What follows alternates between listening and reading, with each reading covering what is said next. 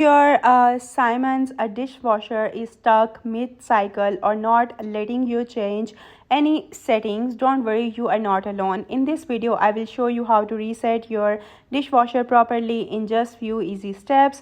Alright, let's get started. First, turn the dishwasher on if it isn't already running. Now, if it's stuck in the middle of a cycle and won't let you select anything new, a simple on and off won't help. You will need to do a proper reset. So first of all, you need to find the start button. Look at the control panel. Right below the start button, you will see it says reset 3 seconds in small letters.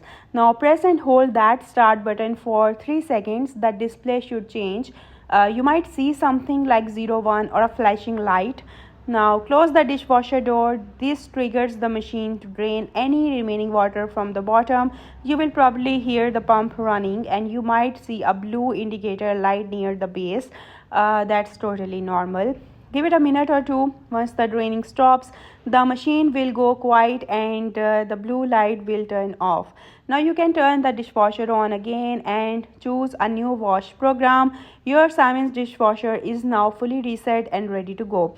And that's it, quick and simple. If this video helped you out, don't forget to give it a thumbs up, subscribe and share it with someone who might find it useful.